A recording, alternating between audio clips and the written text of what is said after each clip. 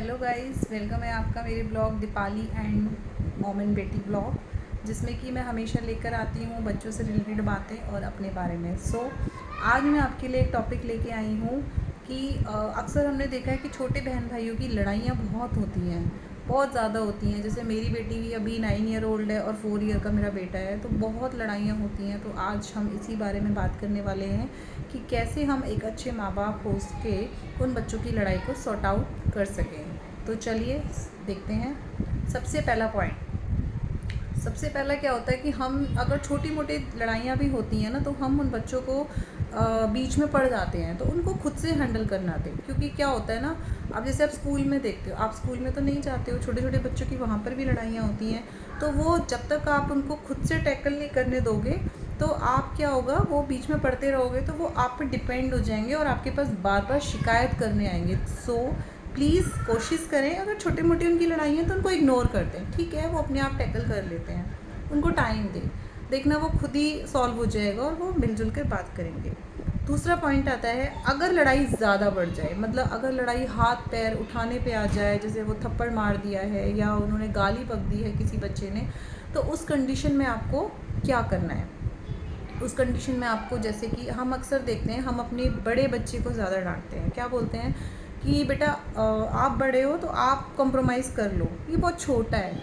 अक्सर हम इंडियन लोग 90% यही करते हैं कि हम अपने बड़े बच्चे को हमेशा डांटते हैं कि बेटा आप समझ जाओ प्लीज़, क्योंकि ये छोटा है तो ये अभी नहीं समझता। ये हमारी सबसे बड़ी भूल है। गाइस, कैसे है, हम ही देखो, अब हम बड़े हैं, मान लो कोई छोटा हमसे आर्ग्यू करता है, कुछ भी करता है, तो हम क्या, अगर हमसे कोई बोले नहीं आप बड़े हो आप दब जाओ या कुछ भी है, तो बड़ा इंसान क्या होता है, वो ये सोचने लग जाता है कि मेरी कोई वैल्यू नहीं है और वो अपने आप को ही फिर डिप्रेस करना स्टार्ट कर देता है, इंट्रोवर्ट्स बनने लग जाता है। ऐसे ही बच्चों के केस में होता है, जब आप बड़े बच्चों को डांटना स्टार्ट कर देते हो तो वो क्या करती है या करता है, वो अपने आप में इंट्रोवर्ट्स बनना स्टार्ट कर देता है। आगे जाके ये भी हो सकता है कि वो आपको फीलिंग शेयर ना करे, क्योंकि आप हमेशा उसको कॉम्प्रोमाइज़ करने को बोलते हो।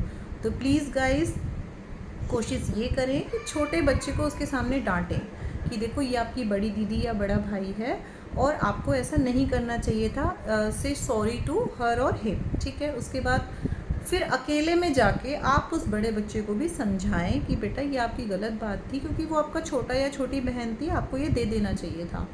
तो इससे क्या होगा कि दोनों का जो होगा वो तालमेल बना रहेगा और बड़ा बच्चा कभी आपके खिलाफ नहीं जाएगा, उसके मन में आपके लिए रिस्पेक्ट बढ़ेगी और छोटा बच्चा भी अपने बड़े बहन या भाई को रिस्पेक्ट देगा। ये था मेरा सेकंड पॉइंट। आते हैं थर्ड पॉइंट की ओर।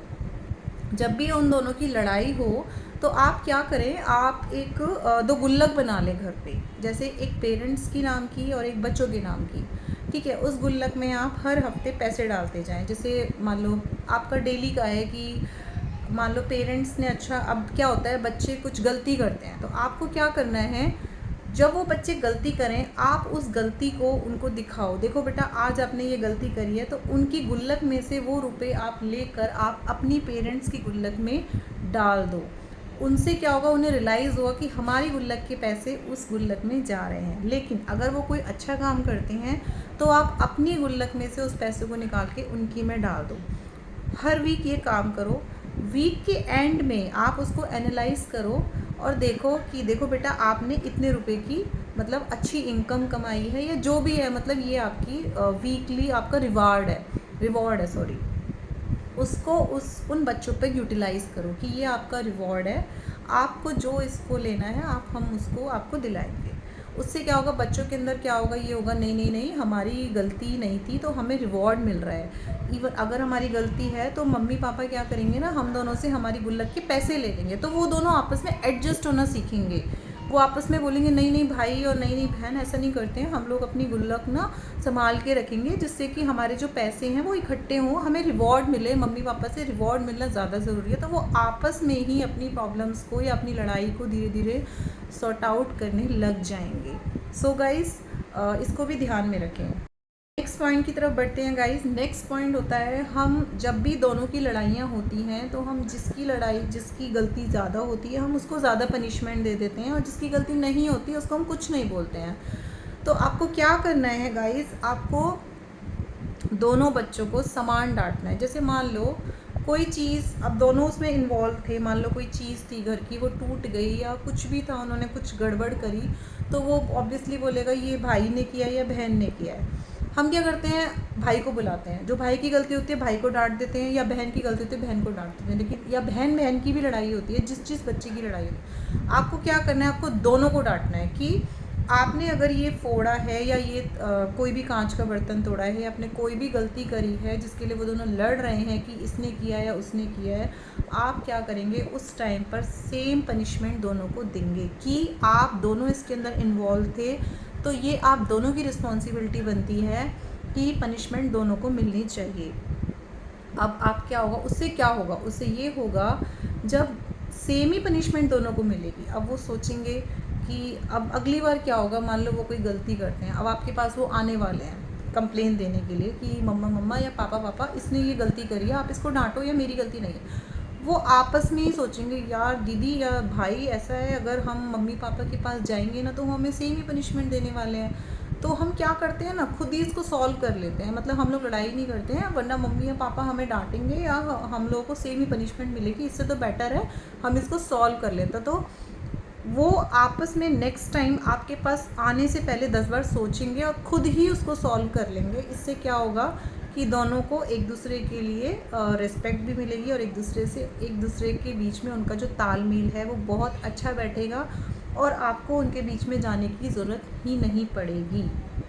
और अगर पड़ जाती है तो आप प्लीज़ दोनों को सेम डांटें, पार्शनैलिटी बिल्कुल ना करें। ये ना सोचें ये छोटा है तो इसकी गलती कम है या ये बड़ा है तो इसकी गलती ज़्यादा है। उस टाइम पर, उस समय पर आप उन दोनों को सेम डांटें, सेम पनिशमेंट दें। देखना इससे क्या होगा, उन दोनों की लड़ाई बहुत कम होगी। उन दोनों को बैठकर समझाएं। ये तो हम सबको पता ही है कि दोनों बच्चों को एक साथ रखें, पार्शनैलिटी कोशिश करें ना ही करें। वैसे माँ बाप कम ही करते हैं, लेकिन फिर भी ये नहीं कि तू ज़्यादा अच्छा पढ़ता है तू नहीं पढ़ती है, ऐसा नहीं बोलना है। दोनों को मतलब बराबर रखना है, दोनों की जो मेरिट्स हैं उनको सामने रखना है कि आप इस चीज़ में अच्छे हो, और छोटे वाले को भी बोलना है बेटा आप इस चीज़ में अच्छे हो। मतलब दोनों को एक दूसरे के लिए एक दूसरे की मेरिट से अवगत कराना है कि आप देखो वो दीदी इस चीज़ में अच्छी है और आप इस चीज़ में अच्छे हो। तो उन दोनों को ये एहसास ना कराएं कि वो दोनों एक दूसरे की गलतियों को देखें, बल्कि वो दोनों आगे जाके किसी से बोले तो ये बोले, उनके माइंड में यही रहे कि मेरी दीदी के अंदर ये अच्छी चीज़ है या मेरे भाई के अंदर ये चीज़ है। सो गाइस, कैसा लगा? अगर अच्छा लगा तो प्लीज़ लाइक करें, कमेंट्स करें और अच्छी अच्छी वीडियो के लिए भी बताएं कि मैं किस टॉपिक पे बना सकती हूँ। कोई मेरी फीडबैक है प्लीज़ वो भी दें। Thank you so much. Good night. जय श्री राम। राधे राधे।